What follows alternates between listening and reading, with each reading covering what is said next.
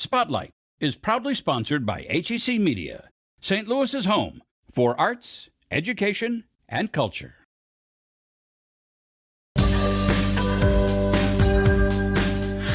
The joy for me, it's about storytelling. I would be nothing without the community and the people that I serve. We do a little bit, but it goes a long way.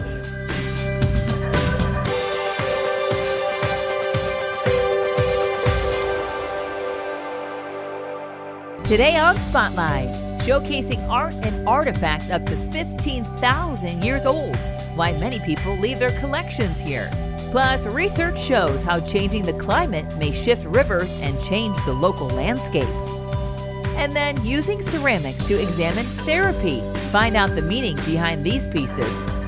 But first, two superintendents receive top honors and share the secrets to their success. It's Sunday and you're watching the multiple Emmy Award-winning Spotlight.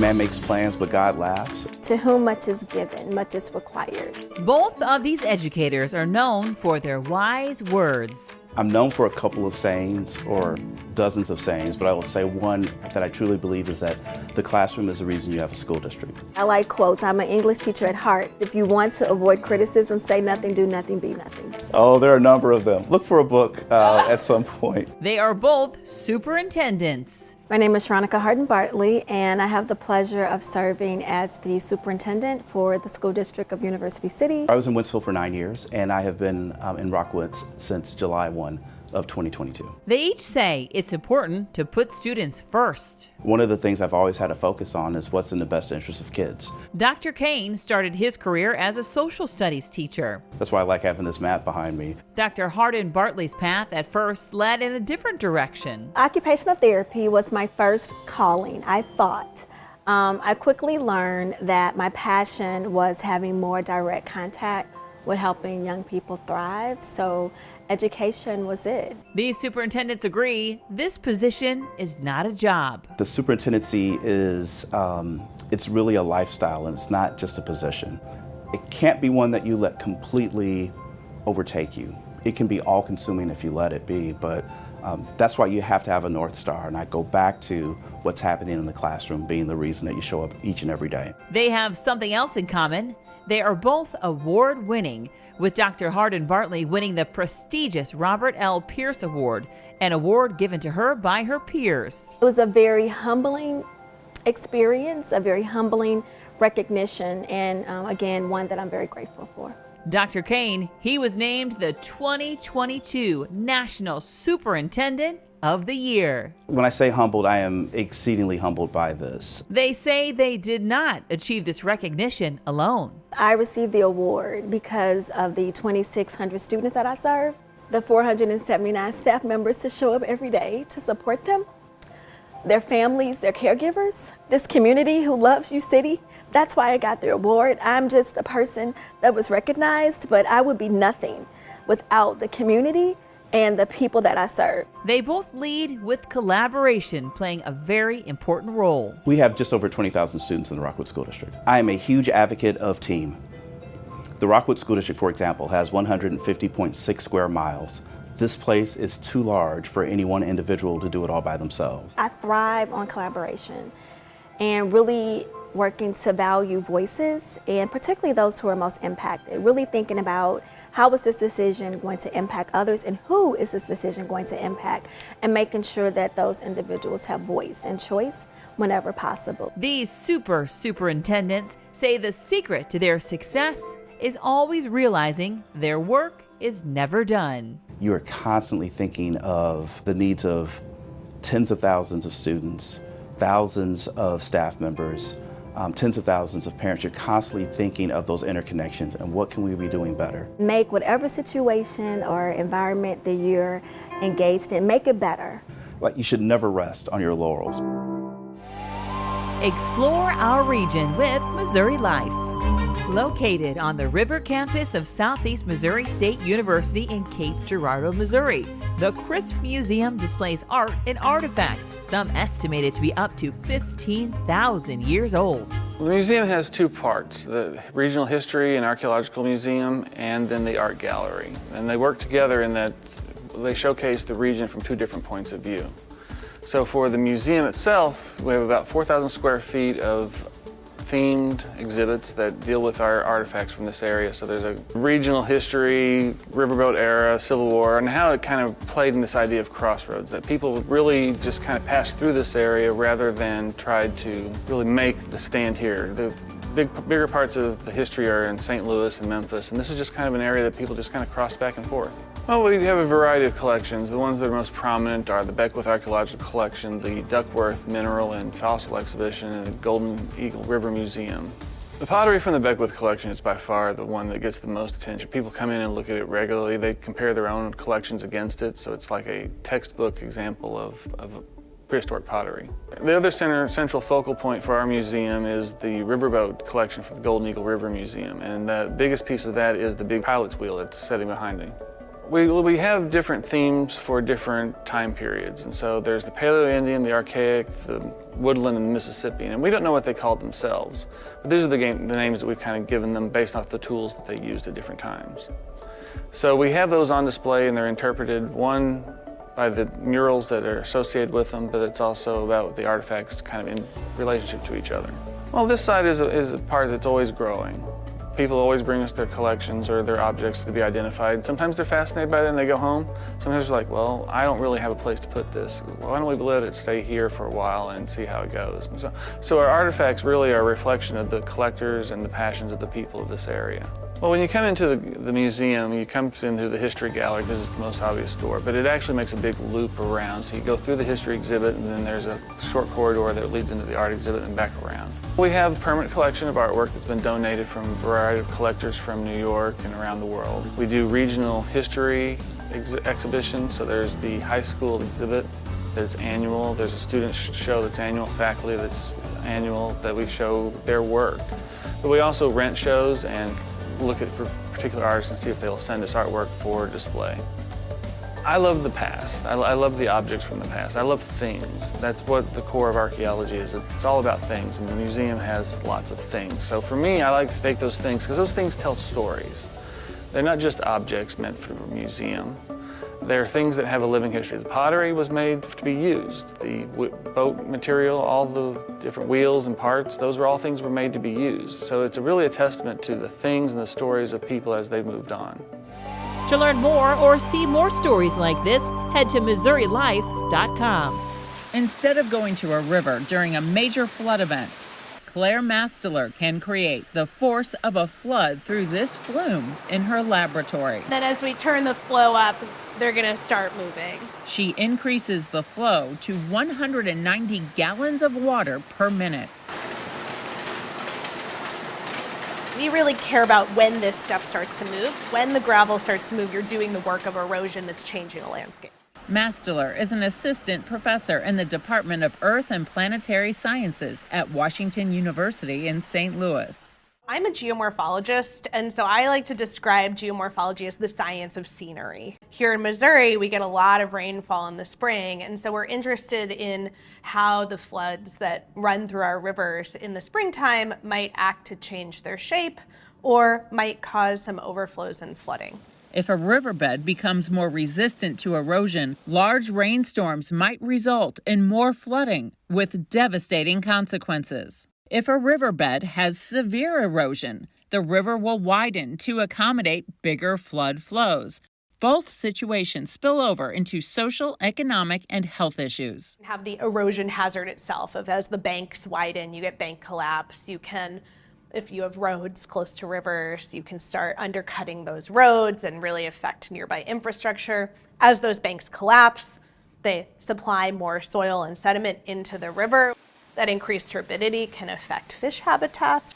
Rivers are also an important source of fresh water, and so water quality is linked to how often rivers erode.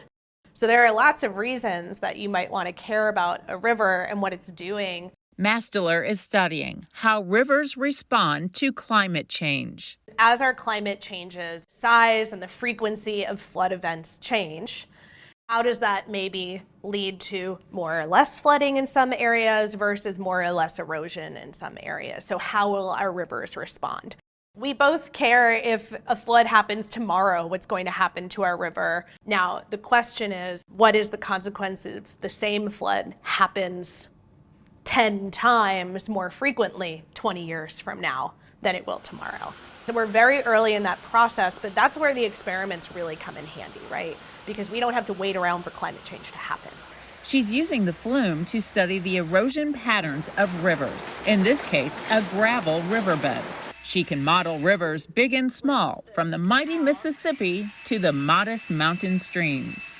And so we can change the slope of this. We can change if this is a bedrock river or an alluvial river, a river that has gravel in the bottom of it. We can change the shape of that gravel. We can change how big or small the floods are. So we can really model anything from a mountain river to a lowland river. One example in Missouri is Johnson's shut-ins. Master's students conduct field research along with experiments in the lab. The way that we would change it for Johnson's shut-ins is instead of filling it with gravel, we can put bedrock blocks in it, and we can then have gravel bounce on top of the bedrock, and we can measure how that bedrock erodes. She combines the experimental studies with historical flood data and geospatial data. The study of varying river channels is supported by a grant of more than $300,000. Funding to study river response to climate change comes from the National Science Foundation. There are lots of different knobs that you need to turn to be able to make predictions about what's going to happen when you think about climate change, but that's where our experiments can really help us gain some insight without having to wait for it to happen. The research provides a foundation for river flood hazard forecasting models. 10-year, 20-year projections of if this is how our weather patterns and our climate is going to change in the next 20 years, here's how our rivers might respond. What we're trying to do with this study is develop a method to go to a real river somewhere and say, given climate change projections, given if this river's in the mountains or if it's in a low-lying floodplain, if there's snow around or not, how might this river respond to climate change? How sensitive is this river versus a river sitting somewhere else? For original programming and award-winning content, explore hecmedia.org. Find all of your favorite genres, including the arts and sciences. Go in-depth with the latest research. Get insight into new technologies. Learn about breakthrough discoveries. Find it all in one place. Explore hecmedia.org.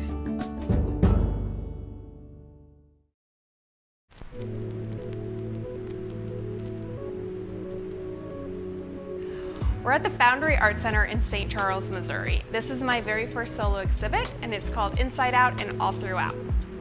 So this show kind of evolved organically over the past few years of me kind of exploring my newfound love of ceramics. As I kind of figured out what I like to make, I noticed that there were themes throughout my work. And so once I figured that out, I kind of steered that theme into a certain direction. This particular show talks about the process of therapy, going to and from a therapist's office, doing that kind of hard work when you are changing patterns in your life and you're looking for new elements, how that journey can be very positive and negative at times. It can be both rough and smooth, and the tension between things that are comfortable and things that are uncomfortable, and how both things are necessary here. So there's a lot of my work that is both light and dark, both broken but golden, both strong but childlike.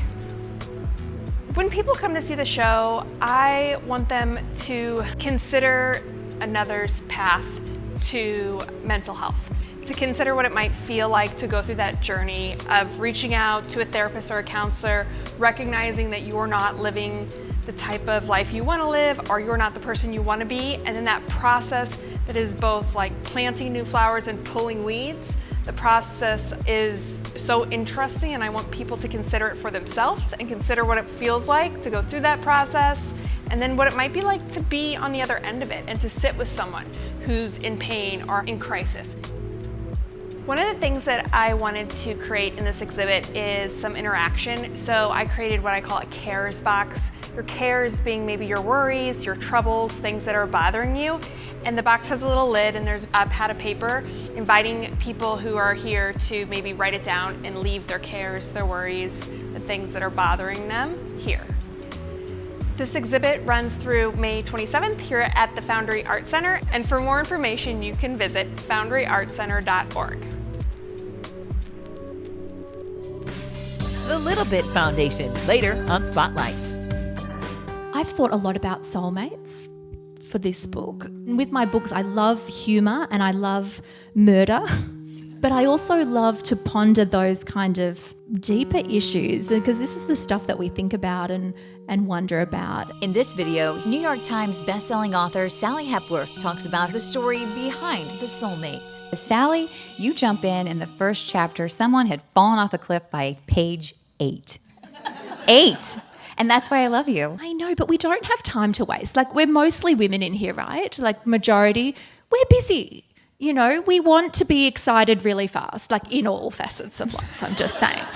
And we don't have a lot of time. And you know, I am a woman too, so I want to deliver in that way for you all because, yeah, I mean, we do a lot. Life's hard. No waiting. Yeah. Yeah. So let's talk about the soulmate. Yes. What's your description of it? Just a short description. I'll tell you about it. So for those who have read any of my previous novels, you'll know that I love to write about family dysfunctionality. And so with The Soulmate, I decided to write about the most dysfunctional of all relationships, and that is marriage. So in The Soulmate, we look at 2 marriages. There is Gabe and Pippa, who are in their 30s, they're married, they have 2 little girls, and they live on a cottage that's on a cliff with these amazing views, but it's also a place where people go to take their own lives. They manage to turn this around though, and Gabe, who lives there, manages to make his life's work out of talking the people down from that cliff. And in the year that they've lived there, 7 people have come to the cliff and all 7 have walked away because of Gabe. And at the beginning of the book, an 8th person comes to the cliff, a woman, and he goes out to her, and his wife Pippa is watching through the window and she notices that he's acting a little bit different. He's gone a little bit closer than he normally would and his arms are kind of flailing around a little bit. And she looks away for a moment to one of her children, and when she looks back, the woman's gone over the cliff and Gabe's hands are just at a slightly odd angle that looks a little bit like he may have pushed her. So that's the first marriage. And then the second marriage is the marriage of Amanda, who has just gone over the cliff. At the beginning of the book, she's dead, and we look back at her marriage through flashbacks, but also posthumously. So that was a really interesting way of looking at the idea of marriage and these 2 very different marriages. One which was, you know, romance and it's got this gorgeous meet cute and this passionate fiery love, and the other is kind of at the opposite spectrum of love and kind of a slow burn, and it was really interesting to investigate marriage and all of those questions that we have about marriage, but around this, you know, delightfully murderous kind of backdrop. The joy for me isn't about one particular story, it's about storytelling, and I can find that joy in any book. To find out how Sally's own marriage inspired this murderous tale and which book of hers was picked up by Nicole Kidman's production company, watch the full interview at hecmedia.org. Scan the QR code on your screen to follow us on Facebook, Twitter, or Instagram. I'm Betty Bayer. I'm the owner of Betty's Books, and what's different about Betty's Books than a regular bookstore or a regular comic book store is that when you come in, there are comics, manga, and graphic novels, but they're for all ages, so from adults to babies. And we also carry traditional comics like Marvel and DC, as well as the Japanese comics, manga, independent titles, and then middle grade graphic novels. And we have the locally produced zines. And we don't carry any regular novels, so don't come in looking for John Grisham. We don't have it. I taught high school English, and I noticed that my students really gravitated towards books that include visual elements like graphic novels and comics. I then became a librarian, and the same was true of the youth I worked with at the library. And I myself became really interested in those types of books as well, but I did find it hard to find a place to buy all the different types of graphic literature that I was interested in. So that's kind of what gave me the idea to open Betty's Books. A lot of people, just in general about bookstores or comic book stores, think, what's the point of this? I can buy all of this on Amazon for much less money, but guess what? Amazon isn't going to support local creators, and it isn't going to give new creators a place to sell their work or promote their work. And so that's part of what makes an independent bookstore, an independent comic book store special. And we're really proud to be part of that and help support local economy and local creators. So that's sort of the point of what we do. We really put an emphasis on local creators, and one really cool way that that's manifested is we've started this community zine that we published our very first year, and it has one-page comics inside that are from published authors with their own books all the way to children from the local community. One thing that we try to do at Betty's Books is highlight LGBT creators, Black creators, creators that may be overlooked at larger stores. And what's great about that is that they get to have their work seen, and people come in who are interested who probably wouldn't even go to those places to begin with. You can find out more about us on our website, bettysbooksstl.com, or follow us on social media at bettysbooksstl. This story brought to you by Educate.Today. To give life balance and meaning, Lon Young takes time out of the day for her music. She's a professor in the Department of Electrical and Systems Engineering at the McKelvey School of Engineering at Washington University in St. Louis. Young often tells the story of her journey from China to St. Louis. I wanted something that can change the world, do things that can really make a world different one because of me. A mission she explained she willfully began as a young girl in China. Growing up in the Hunan province of China, she said most girls didn't go to high school. Instead, they attended professional schools that may guarantee them a nice job. She was scheduled to go to a professional school. It was her mom's wish. My mom said, don't even think about it as a high school application. But instead, Young took a stand. So I told my mom, if you force me to go there, I will go to a hunger strike. For the whole day, I don't eat anything. My parents were scared. They just want to find a safe choice for me. Eventually, she left China for California, receiving her PhD from Caltech before a successful career at Washington University in St. Louis. After becoming faculty at WashU, I got more and more passionate about research in medical technology. She devised an optical resonator system that can be used in the management of air quality for the detection of harmful nanoparticles in the air. It will allow you to see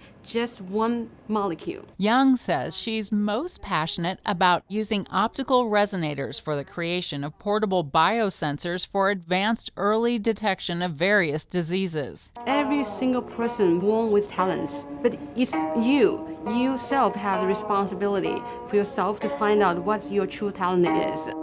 For me, doing science is to do something to help the people, to make the community a better one.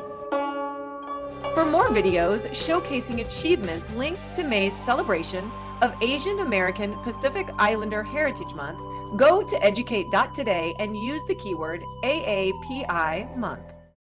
You can find the stories featured in today's show along with past episodes and more at hecmedia.org/spotlight.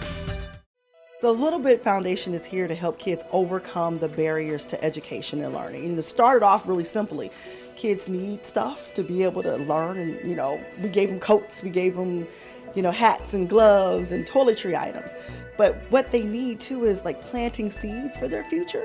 And so this is all a part of our whole child model. So our model now includes not only those essentials, but the college and career readiness, health and nutrition, making sure education and equity, and also family and mental health support.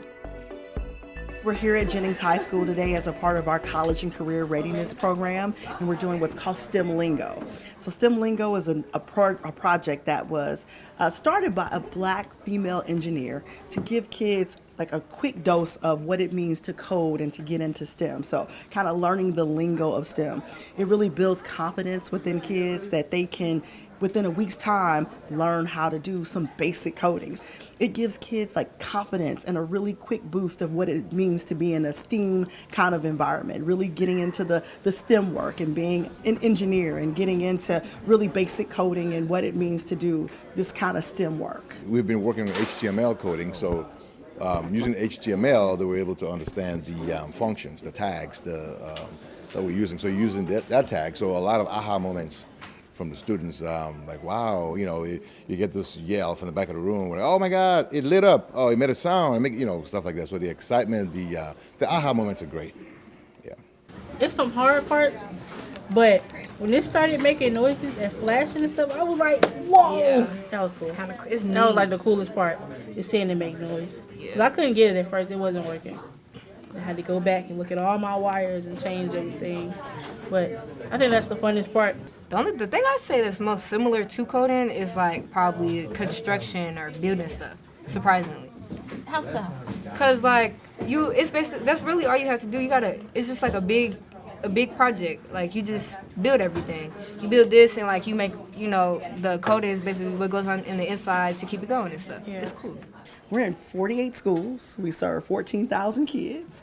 So we're a lot of places, but that ranges from pre-K all the way up to high school.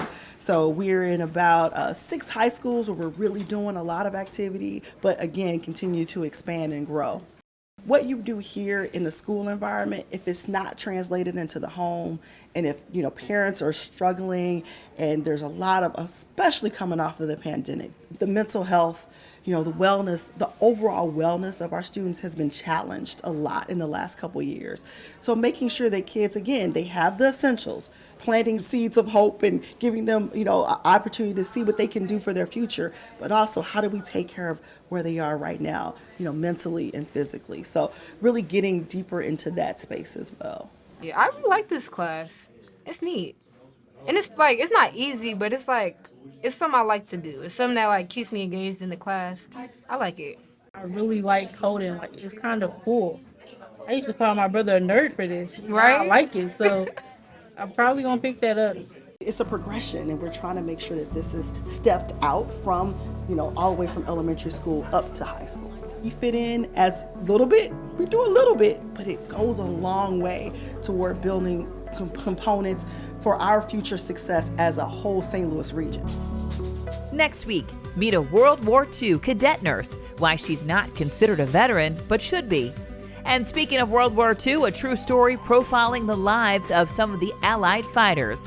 Thanks for watching Spotlight. Join us next Sunday at 9:30 a.m. on KPLR 11.